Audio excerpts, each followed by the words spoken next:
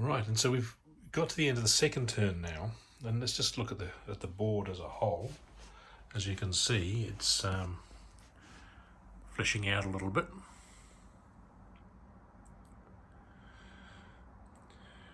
Because normally you should be able to get at least 2 planets, 2 systems a turn. Not often more, and sometimes less. So the Ferengis went first, and I won't remember every little detail, and I'm sure you don't want that anyway. But they've managed to colonise this planet here and build a research centre and a production centre. So straight away they're getting 2 research at the end of the turn. So this is the end of the turn, so I've already collected all that stuff. So that's really handy, and it's got 3 production slots on it, so they can build one other. They can't build a yellow, because that's their special thing. They can't build culture. So they'll probably build another research, to be honest, but we'll see. They also got this one here, and this is the highest research system.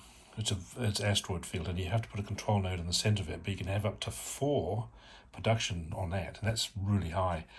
But it has a hazard, and so when you move into this system, you have to brave that hazard, which involves the person on your right rolling a dice, and if you get a 6, you're dead.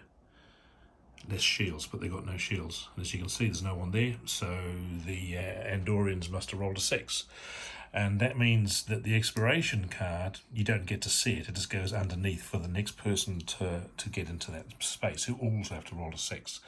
So a bit of a disadvantage, a bit of a setback there, but not huge. We're also getting some, when you draw a planet, you get an exploration card, and some of the exploration cards, because of the Ferengi expansion pack, have these sorts of things. So you may use production instead of research to upgrade shields. That's cool, eh? Because you generally get a lot more production than research, and then you pass it on to the left. And to be able to accept it when someone passes it on, you have to roll higher than that. So you roll a dice and add your ascendancy, and it must be higher than that. So a 1 plus ascendancy 1 is a 2, so only a 1 would discard this card back into the pack. And yeah, so yeah, and they've got some extra productions because they had the Grand Nagus that got them too, and he's now been passed on to these guys over here. So yeah, they're looking pretty good. They've run out of puff here, but that's another 3 slot system there, and as you can see, they're getting pretty close to everyone else in the centre.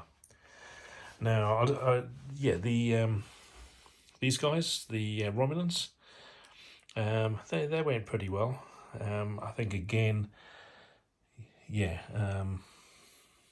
yeah, they got all the way out to here exploring, and because of the hazard, the ship died, so the card hasn't been recovered. And also they had one on here. The card that they uncovered here was that a Ferengi ship ended up here in this system. So the Ferengi probably just got to leave it there or fly it over here so that they can get latinum out of it every turn. They had a command left over, the 5th command, so they put a ship into warp, because you can sit ships in warp just outside of any sector or system, and at the end of the round they get a 2nd warp factor added. Now that means that next turn he's going to be able to go 2 systems and then just play 1 to come out of warp, so that's going to save me commands next turn. And of course they've got the research there on that planet there, which is really good. They're also starting to do some research like most of them are, and they put a research onto this one here. This is 4 research points. You can only put a maximum of 1 per turn onto any card, but it's going to get them a, as you saw before, a warp and also a culture. So yes, that's quite a cool one. They want to get that one done. The Federation used their colonization ship. On your turn, you may discard a ship from this fleet and disband this fleet to immediately colonize an undeveloped system without spending a culture.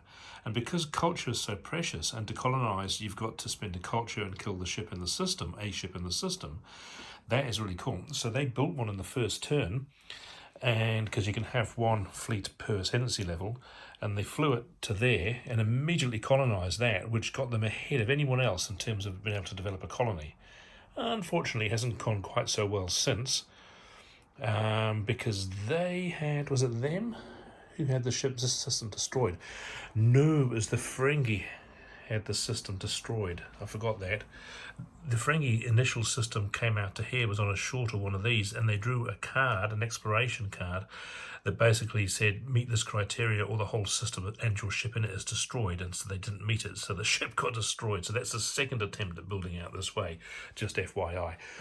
And these are the sorts of little quirks that can come up in this game. I mean, before I bought this, I looked on Board Game Geek, and some people were saying, oh, you know, there's a bit too much randomness in terms of dice throwing and cards that affect the game. And certainly, if you're a pure strategist, it'd probably drive you batty. But you know, we find when we play that it's just good fun, you know, and you just put up with things that go wrong and you just have to laugh. And of course, that also evens things out as well. And it means, you know, it's not just the same person winning every time. Anyway, that's just a little sidetrack. So, yeah, so the Federation have got to here and colonised, and then they've got to here and they found a warp-capable civilization, which of course they got a culture for finding it. But this is a level 3 civilization. It's difficult to either invade or to do hegemony on. So that's a bit of a block for everyone there. Then they got to here, and then they used their last couple of points to go and form a trade agreement with the Andorians, because when you get a ship adjacent to an enemy ship or controlled system, you can offer to swap trade agreements, and so they did. And of course, stopping short like that meant I didn't have to brave that. And so the Dorians now have a 2 production trade agreement, and the Federation have a 2 production trade agreement from the Andorians, which is one of the reasons why they've got more production.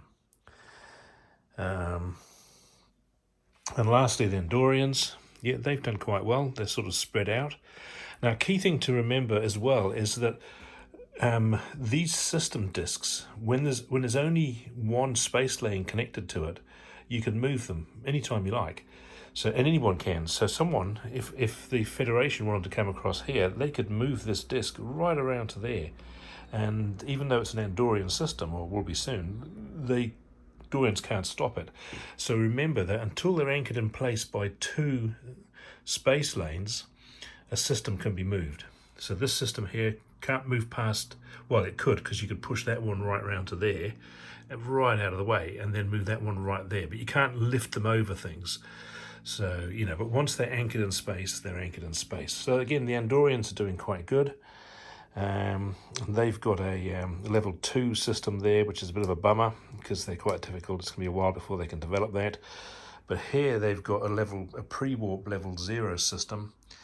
So it's a pre-warp like we are at the moment, and if they colonise that, they just get the extra resources that are sitting in the middle. And of course they're going to colonise that, because look at that, that's a really valuable system, especially for a race, the Andorians, who can benefit from having their shields and weapons higher than anyone else's. They've already got 2 there and 1 here, so they've already got 3, and there's another 2, 4, 5, and potentially there's another 2 there if they can take that, 6, 7, and there's another 2, 8, 9. They could have an enormous amount of resource coming in. Not so much production, which is a bit of a worry, but there's ways around these things. So yeah, it's that's the end of the second turn. First contact's been made, definitely amongst, you know, the humans and the Andorians. And over the next couple of turns, I think everyone will get joined up and things will start to settle up, and you'll find planets, you know, pretty much everywhere, and development really starting to happen.